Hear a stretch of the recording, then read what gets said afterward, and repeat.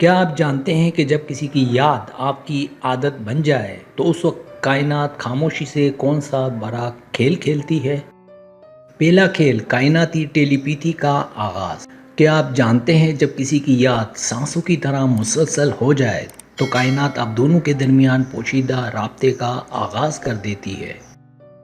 یہ وہ لمحہ ہوتا ہے جب آپ کی روح سامنے والے کے لاشعور میں دستک دے رہی ہوتی ہے اور وہ بھی بے چین ہوتا ہے۔ نفسیات کہتی ہے کہ جب ایک انسان دوسرے کو شدت سے یاد کرتا ہے تو دماغی لہریں فاصلوں کو مٹا کر پیغام پہنچا دیتی ہیں۔ اس حالت میں آپ کا وجود ایک ایسے مقناطیس میں بدل جاتا ہے جو سامنے والے کے جذبات کو اپنی طرف کھینچنے لگتا ہے۔ دوسرا کھیل لاشعوری خوابوں کا تسلسل۔ دوسری بڑی نشانی یہ ظاہر ہوتی ہے کہ وہ شخص اچانک آپ کے خوابوں میں اس طرح آنے لگتا ہے جیسے وہ حقیقت ہو۔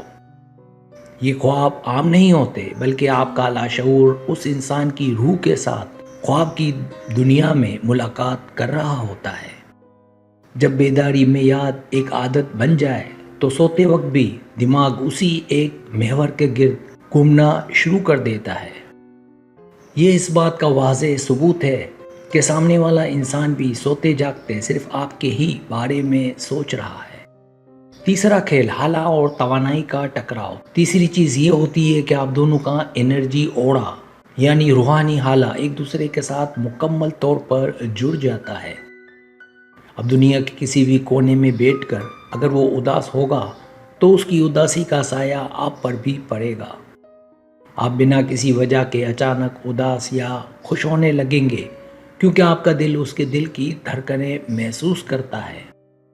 توانائی کا یہ جادوئی تبادلہ صرف ان لوگوں کے درمیان ہوتا ہے جن کا رشتہ عام مادی دنیا سے بہت بلند ہو چکا ہو۔ چوتھا کھیل چھٹی حس کی بیداری۔ چوتھی حیرت انگیز تبدیلی یہ آتی ہے کہ آپ کی چھٹی حس اس انسان کے معاملے میں حد سے زیادہ تیز ہو جاتی ہے۔ وہ فون کرنے والا ہو یا کوئی پیغام بھیجنے والا ہو، آپ کا دل چند سیکنڈ پہلے ہی گواہی دے دیتا ہے۔ اس عادت کے مٹنے کے بعد آپ کی روح اتنی حساس ہو جاتی ہے کہ اس کی ہر آہٹ پہلے سے معلوم ہو جاتی ہے۔ یہ کوئی وہم نہیں بلکہ یہ اس بات کی نشانی ہے کہ آپ دونوں کے دماغ ایک ہی فریکوینسی پر کام کر رہے ہیں۔ پانچواں کھیل کائناتی اشاروں کا ملنا۔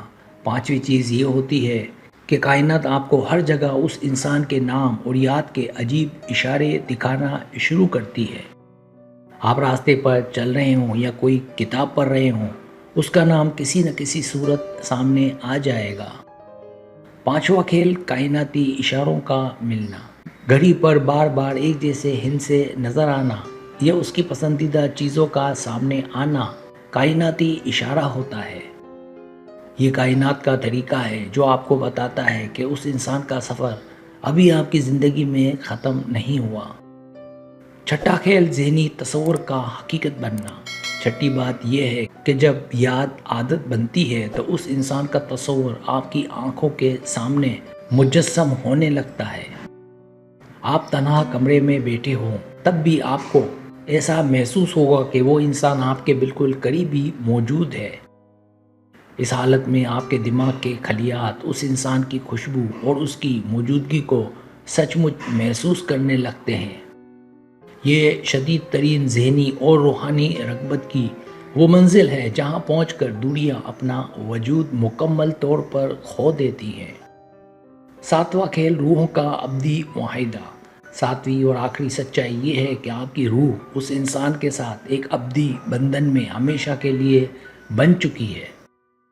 یہ وہ مقام ہے جہاں انسان چاہ کر بھی سامنے والے کو اپنے دل و دماغ سے الگ نہیں کر پاتا۔ جب یادیں عادت بن جائیں تو سمجھ لیں کہ یہ عارضی لگاؤ نہیں بلکہ پچھلے کئی جنموں کا کوئی ادھورا رشتہ ہے۔ اب آپ کا وجود اس کے وجود کا حصہ بن چکا ہے اور یہ 7 نشانیاں اس لافانی محبت کا ثبوت ہے۔